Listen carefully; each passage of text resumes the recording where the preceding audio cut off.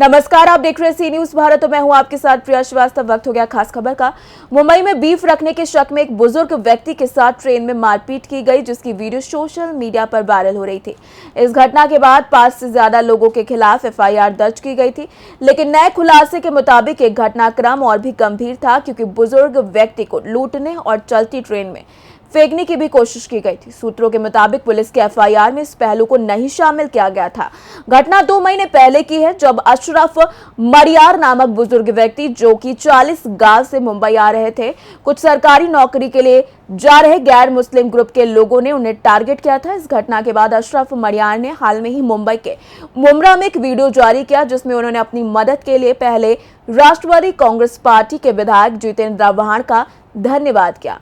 अशरफ मरियार ने वीडियो में बताया कि जब पुलिस ने एफआईआर में घटनाक्रम की पूरी गंभीरता को दर्ज नहीं किया, तब जितेंद्र आव्हाड ने मामले को गंभीरता से लिया और पुलिस एफआईआर में बड़े बदलाव कराए। इस तरह जितेंद्र आव्हाड ने उन्हें न्याय दिलाने में मदद की। बिस्मिल्लाहिर्रहमानिर्रहीम। अस्सलाम वालेकुम जनाब, मेरा नाम अशरफ अली सैयद हुसैन बंदिया। मैं जलगांव डिस्ट्रिक्ट से मतलब चालीसगांव, जलगांव डिस्ट्रिक्ट में चालीसगांव से बिलोंग करता हूँ। 28 तारीख को जो मेरे साथ में हादसा हुआ, ये तो आप सभी ने देखा होगा और आप सभी को मालूम है। उसके दूसरे दिन के बाद पुलिस स्टेशन में एफआईआर लिखा गया है और एफआईआर लिखने के बाद उनके जो मुजरिम है, पुलिस ने उनको अरेस्ट किया और वहां कोर्ट में लाके हाजिर किया। लेकिन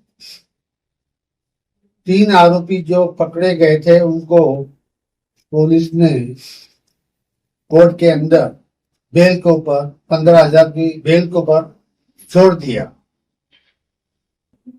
ये खबर मैं सुनकर बहुत नाराज हुआ, मेरे को बहुत तकलीफ हुई। इसके बाद जनाब हमारे हिंदुस्तान रिपोर्टर के रफीक साहब, ये पुलिस स्टेशन में हमारे साथ में हो, जिस वक्त एफआईआर लिखा जा रहा था उस वक्त वो हाजिर थे और उन्होंने मेरी रिपोर्ट सीरियल बनाई है। और बनाने के बाद उनको भी ये बात पता चली है कि इनका 3 लड़कों का बेल हो चुका है। ये बात उन्होंने मुंबई शहर के अवार्ड साहब, जितेंद्र आव्हाड साहब, इनको कॉल किया और उनको ये बात बताई।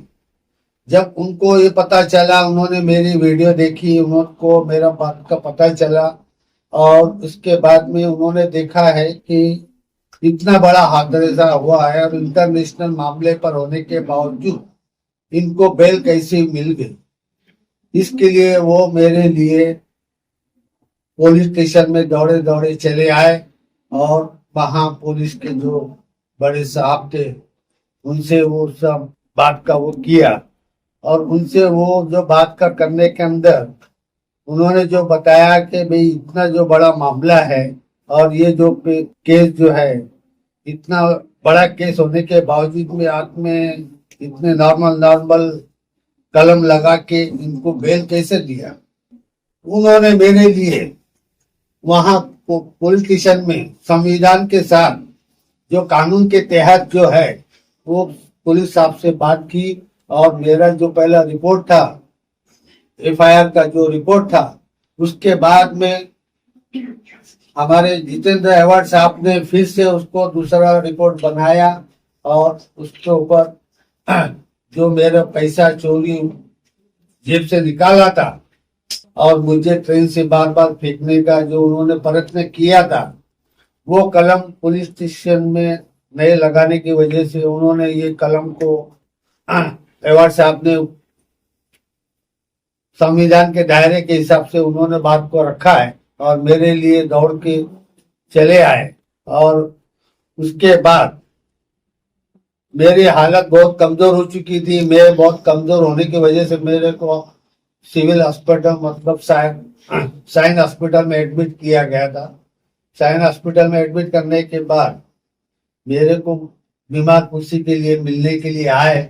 और आने के बाद में मेरे साथ में उन्होंने जो अल्फाज बात की है कि चाचा आप मेरे बाप की जगह है, मैं आपका बेटा हूं, और आपके साथ में जो अत्याचार हुआ है, जो आपके साथ में जो लड़कों ने जो किया है, अत्याचार किया है, तो इसका जो है आपको मैं इंसाफ जरूर दिलाऊंगा। और मुझे भी इस बात का उनके कहने से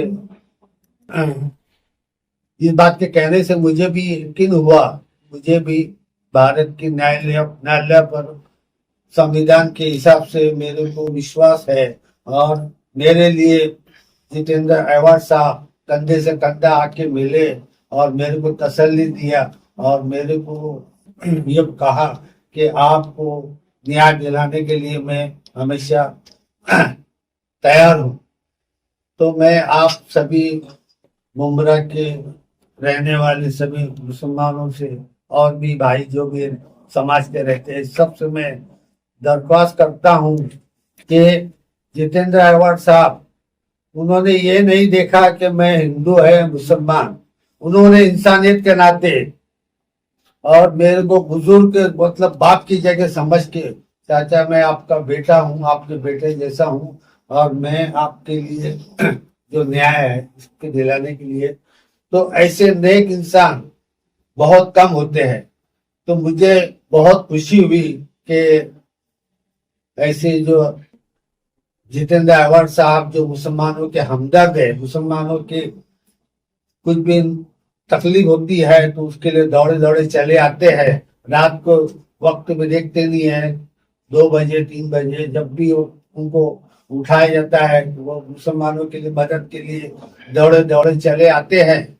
इसके लिए मेरे आप सब मुंब्रा वासियों से, मुंब्रा वाले सभी माँ बहनों से गुजारिश है और सभी समाज वालों से गुजारिश है कि ऐसे नेता जो मुसलमानों से हमदर्दी रखते हैं, मुसलमानों के काम में दौड़ के चले आते हैं, तो ऐसे शख्स को मेरी खुद ख्वाहिश तमन्ना थी कि मैं मुंब्रा आके मैंने ये अपनी वीडियो बना के जनाब जितेंद्र अवार्ड साहब के लिए मैं आप सभी को दरख्वास्त करता हूँ तो उनको आपका जो कीमती वोट है, ये जो वोट, इसकी अहमियत समझिए आप, और ऐसे अच्छे लोगों को आपका वोट मिलना चाहिए। मैं आपसे ऐसी दरख्वास्त करता हूँ और ऐसी उम्मीद रखता हूँ कि आप ऐसे अच्छे हमदर्द लोगों को चुनकर देंगे। मेरे को इतना ही कहना है। इसके लिए मेरी एक गुजारिश है आप लोगों से कि ये आदमी 1 नंबर है और मशीन के अंदर भी सीरियल नंबर 1 पर है और इनकी निशानी तुतारी है। इसके लिए आप ये 1 नंबर बटन दबा के आप उनको विजय कराओ, ये मेरी तमन्ना है। मुंबई से सी न्यूज संवाददाता सलीम की रिपोर्ट। देखा जाए तो अशरफ मरियार की घटना अब न केवल न्याय की लड़ाई है बल्कि एक राजनीतिक संदेश बन चुकी है। जितेंद्र अवार्ड ने अपनी पहल से इस मामले में न्याय दिलाने की दिशा में अहम कदम उठाया है। फिलहाल इस खास खबर में इतना ही। देश दुनिया की बाकी और खबरों के लिए आप बने रहिए सी न्यूज भारत के साथ।